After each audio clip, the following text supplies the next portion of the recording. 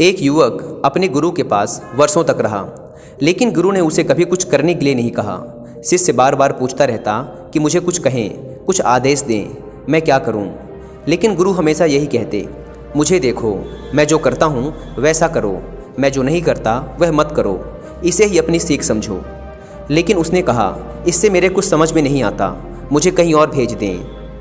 जैन परंपरा में ऐसा होता है कि अगर शिष्य मांग करता है कि उसे ज्ञान की प्राप्ति के लिए कहीं और भेजें, तो गुरु को ऐसा करना पड़ता है।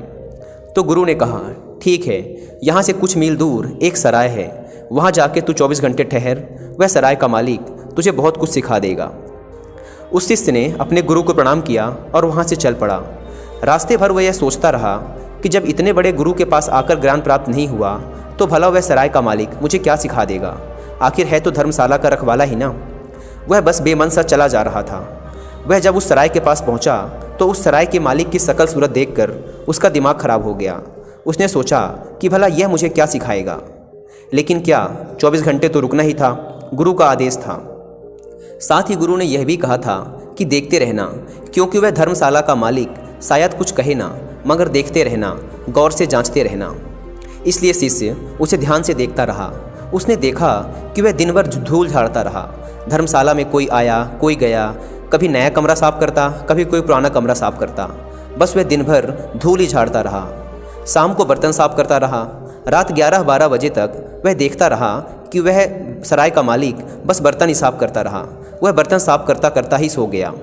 जब सुबह 5 बजे उस शिष्य की नींद खुली, तो वह भागा कि देखें तो वह सराय का मालिक क्या कर रहा है। उसने जाके देखा तो वह फिर से बर्तन ही साफ कर रहा था। जिन बर्तनों को उसने रात को साफ करके रख दिया था, वह सुबह उठकर उन्हें फिर से साफ कर रहा था। यह सब देखकर उस शिष्य से रहा नहीं गया। वह उस सराय के मालिक के पास पहुंचा और उसे हाथ जोड़कर कहा, महाराज, सब तो ठीक है और मैं आपसे ज़्यादा ज्ञान की उम्मीद भी नहीं रखता, लेकिन आप मुझे इतना तो बता दें कि ये साफ़ किए हुए बर्तन आप दोबारा फिर से क्यों साफ़ कर रहे हैं? उस सराय के मालिक ने कहा, रात भर भी बर्तन रखे रहें तो धूल जम जाती है। उपयोग करने से ही धूल नहीं जमती, रखे रहने से भी धूल जम जाती है। समय के बीतने से धूल जम जाती है। यह बात उस शिष्य के समझ में नहीं आई। वह गुस्से में अपने आश्रम वापस लौट गया और गुरु के पास जाकर चिल्लाते हुए बोला, आपने मुझे कहाँ भेज दिया था? उस इंसान के पास। उससे क्या सीखना? वो तो हद पागल इंसान है।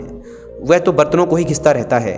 रात 12 बजे तक बर्तन साफ करता रहा और सुबह उठकर फिर से उन्हीं रात को साफ किए हुए बर्तनों को दोबारा साफ करने लगा।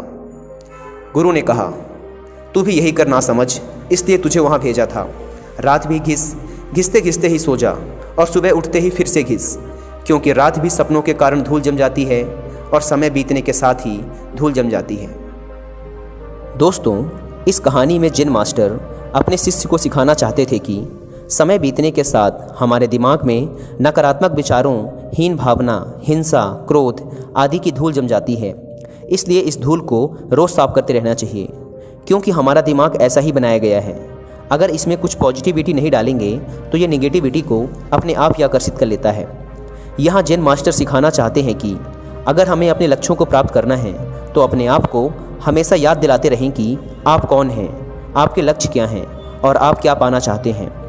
क्योंकि समय के साथ नकारात्मक विचारों की धूल हमारे लक्ष्य को धुंधला करती चली जाती है। इसलिए यदि लाइफ में कुछ भी अचीव करना है तो एक अचीवर की तरह, एक विजेता की तरह हमेशा खुद को याद दिलाते रहें कि आप कौन हैं, आपकी मंजिल क्या है। इसलिए जिन गुरु ने शिष्य से कहा, तू भी अपने मन को लगातार साफ कर, दिन भी साफ कर और रात भी साफ कर, साफ करते करते सो जा और उठने के बाद भी साफ कर, अगर तुझे असल में ज्ञान और शांति प्राप्त करनी है तो।